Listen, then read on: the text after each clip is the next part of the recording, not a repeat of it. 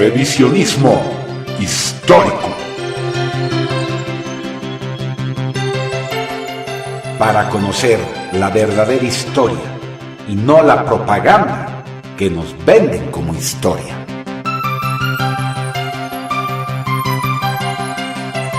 Libros e información censurada. La historia oculta del mundo. Entrevistas y sus protagonistas. La Tribuna Radio de España.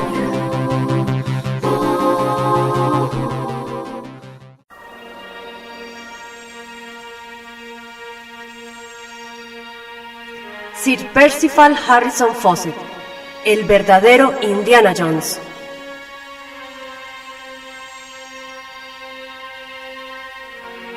Sir Percival Harrison Fawcett nació el 18 de agosto de 1867 en la localidad de Torquay, del condado de Devon, Inglaterra. Hijo de Edward B. y Mira Fawcett. Recibió su educación en Newton Abbot Proprietary College. Su padre nació en la India, era miembro de la Royal Geographical Society y evidentemente de él heredó Percy su interés por la aventura y las exploraciones. Su hermano mayor, Edward Douglas Fawcett, era un alpinista ocultista oriental y escritor de novelas populares de aventuras. En 1886 recibió un destino en la artillería real y sirvió en Trincomalee, Ceylon, donde además conoció a su esposa. Más tarde trabajó para el Servicio Secreto de África del Norte y aprendió la ciencia de la topografía. También fue amigo de los escritores H. Rider Haggard y Arthur Conan Doyle. Sir Arthur Conan Doyle usaría más tarde sus informes como fuente de inspiración para su famosa novela El Mundo Perdido. La Tribuna Radio de España. Primeras expediciones.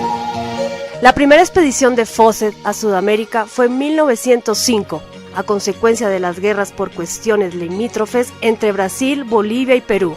Una comisión tripartita acordó nombrar una instancia imparcial para delimitar definitivamente las fronteras comunes. Se eligió a la Royal Geographical Society, que contrató los servicios de Fawcett por su experiencia en el levantamiento de mapas en el África. Viajó a Brasil para cartografiar un área de la selva en el borde de la frontera entre Brasil y Bolivia, pampas del río Head. Llegó a La Paz en junio. En su expedición de 1907, Fawcett afirmó haber visto y pegado un tiro a una anaconda gigantesca de 62 pies de largo, por lo que fue extensamente ridiculizado por la comunidad científica. Relató acerca de otros animales misteriosos, desconocidos en la zoología, como un pequeño perro felino del tamaño de un perro raposero, que él afirmó haber visto 2 veces, o el descubrimiento de huellas de un animal enorme, un saurio propio de épocas antidiluvianas. Fawcett realizó 7 expediciones entre 1906 y 1924. Descubrió tribus de indios blancos a lo largo de todas ellas, y el rastro de una civilización milenaria que habría tenido su asiento en aquellas regiones amazónicas. Denunció el maltrato que sufrían los indios amazónicos a manos de agentes extranjeros, aventureros codiciosos que explotaban el caucho, las vetas de piedras preciosas y minerales.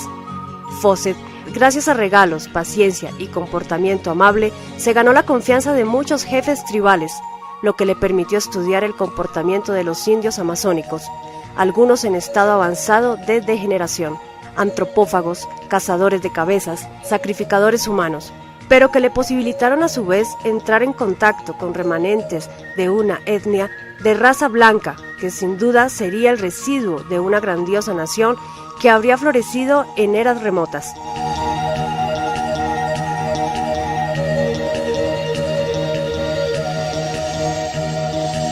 La Tribuna Radio de España.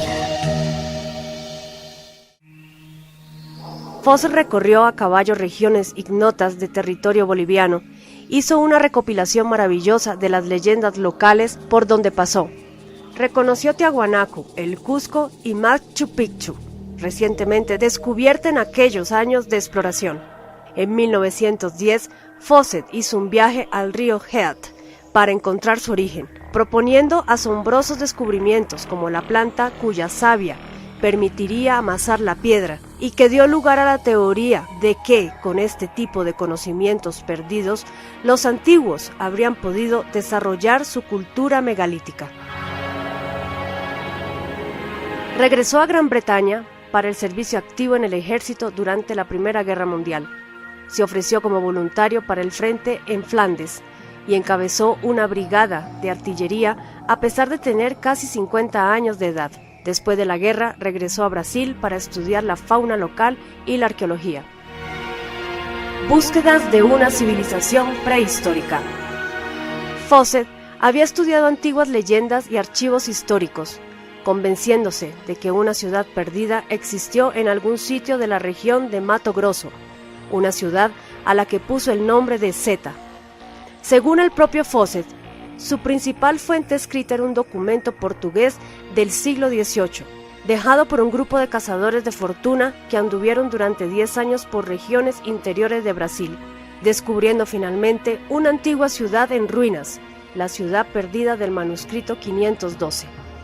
Para Fawcett, aquella ciudad, o ciudad de Raposo, como la prefería llamar, era una de las varias ciudades perdidas del Brasil, remanentes de una vieja civilización, la Atlántida, cuyo pueblo había degenerado, pero aún conservaba vestigios de un pasado olvidado en restos paleoarqueológicos, como momias, pergaminos y láminas de metal cinceladas. La Tribuna Radio de España. Otro testimonio de la existencia de aquella civilización prehistórica, muy importante para Fawcett, era una extraña estatuilla de basalto negro de 25 centímetros de alto, cuyo origen no se pudo identificar claramente. Fawcett la obtuvo de su amigo H. Rider Haggard y la llevaba consigo en su última expedición. Tras acudir a la ayuda de una psicometrista, según relata Fawcett, averiguó que la estatuilla era de origen atlante. En 1921, Fawcett emprendió una expedición por Bahía, guiándose tanto por el manuscrito 512 como por el testimonio de otro aventurero y explorador británico, O'Sullivan Beery, excónsul en Río de Janeiro, quien afirmaba haber visitado una ciudad perdida parecida a la del manuscrito 512, a pocos días de camino de la ciudad de El Salvador. Según menciona Fawcett en su libro, después de recorrer la región del río Gongoji, logró reunir nuevos testimonios de la existencia de ciudades perdidas. Expedición final. En 1925, con el financiamiento de un grupo de financieros situado en Londres, llamada The Globe, el guante, Fawcett regresó a Brasil con su hijo mayor Jack, para una expedición destinada para descubrir aquellas ciudades perdidas. Antes de partir, Fawcett dejó instrucciones declarando que si él y sus compañeros no volvieran, ninguna expedición de rescate debería ser enviada, o al contrario, los rescatadores sufrirían su destino. Un hombre con tantos años de experiencia como Fawcett en la exploración de regiones tan agrestes y hostiles, aprendió a sobrevivir viajando con pocas provisiones. Se reabastecía en el lugar, cosas como conservas alimenticias, leche en polvo, armas, cohetes de señales, a veces eran prescindibles, pero lo que no podía faltar eran los instrumentos de medición y orientación como un sextante y el cronómetro inventado por John Harrison para determinar la latitud y la longitud. También escogía muy exhaustivamente a sus compañeros para cada expedición. En su expedición final fueron elegidos por su salud física, habilidad y lealtad del uno al otro su hijo mayor Jack Fawcett y el amigo de muchos años de Jack, Riley Rimmel. La Tribuna Radio de España. Fawcett eligió solo 2 compañeros, de modo que podrían viajar más ligeramente y pasar más desapercibidos por las tribus de la selva, siendo algunas de estas muy hostiles y peligrosas. Recordemos que muchas tribus en ese entonces todavía no habían entrado en contacto con los hombres civilizados.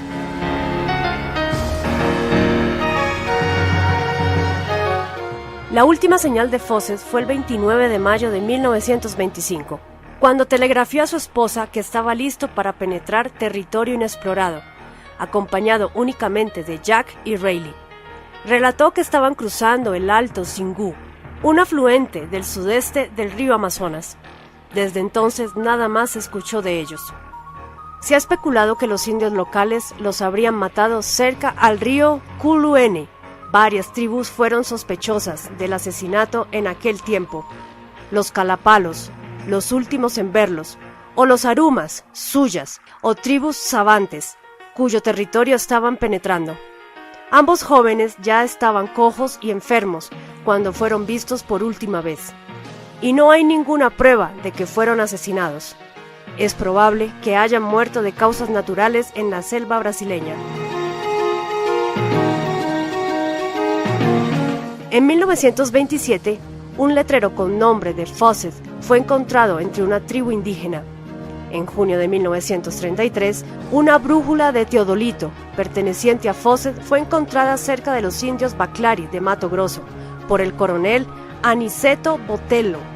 Como se pudo averiguar posteriormente, el letrero con el nombre de Fawcett era del tiempo de su expedición de 1921, y lo más probable es que el coronel lo había ofrecido como regalo al jefe de la tribu.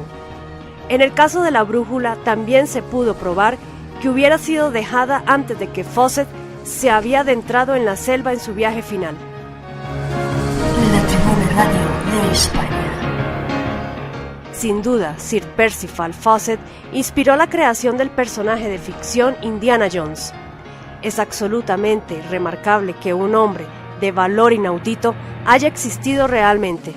Recorrió Bolivia, de seguro, como ningún boliviano lo hiciera desde entonces, dejando un libro maravilloso, Exploración Fawcett, que muchos ya han reconocido como uno de los libros de estudio más importantes para dilucidar la historia de las naciones del Ande amazónico y cuya difusión, lamentablemente, ha sido descontinuada, cosa que se puede evidenciar en la casi inexistencia de ejemplares físicos de la única edición que se hizo, así como en el desconocimiento casi total del mismo en la actualidad.